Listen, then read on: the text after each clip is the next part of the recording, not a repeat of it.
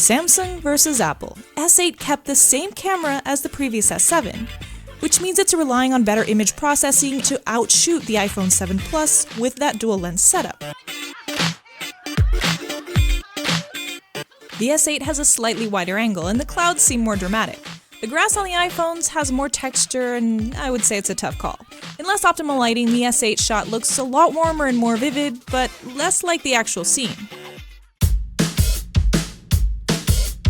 The S8 has an 8x digital zoom while the iPhone has a combination of optical and digital thanks to that dual lens setup, which allows it to get 10 times closer. Neither looks crisp at 8x, but the one shot on the S8 looks noisier, more pixelated, and slightly blown out. And for a scene like this one, you can actually get closer on the iPhone and still see some detail. Actual close-ups are a different story. The iPhone lets you focus manually on an area. The S8 has a Pro mode that lets you pinpoint exactly what you want to focus on. My one complaint, I kept accidentally switching to the front camera while controlling the focus. These butterfly shots at the California Academy of Sciences show the difference. The greater contrast on the iPhone gives the shot more depth, while the green on the S8 is more vivid, but the iPhone had a hard time focusing once I got up really close. When you zoom in on the shots, you'll notice the crazy amount of detail the S8 managed to capture on the wings and torso of the butterfly. Next, we went to the Marine Mammal Center to see the Rescue Center in action. Both phones have impressive burst modes, but the S8 takes more shots per burst, so you get more frames to choose from. The shots are similar, but the S8 captured more detail on the flying fish and the pieces of ice.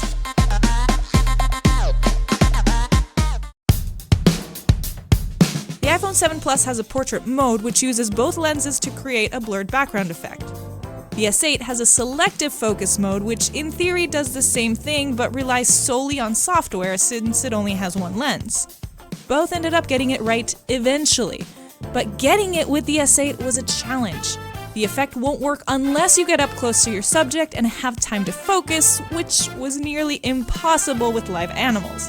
I got some great portraits with the iPhone, but missed out with the S8 because my models kept moving.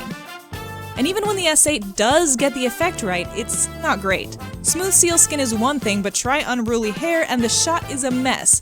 Part of the rock is just as in focus as my hair, and half the scarf is blurred out. The front camera on the S8 also has the selective focus option for selfies and other gimmicks you may never use. It packs in more pixels in a wider angle lens with a super wide option that gives you even more room. I like the warmer skin tones on the iPhone, but the S8 is the selfie master. To test these cameras in low light, we took them down to the Twilight Zone exhibit at the Academy. The differences in these shots are almost imperceptible, both up close and far away. But what it took to get the shot is what made the S8 a clear winner. The iPhone had a hard time focusing in the dark, and it took a few tries to get it right. The S8 was quick on the draw. Wow, look at that. And if the results are the same, I'd rather take the S8.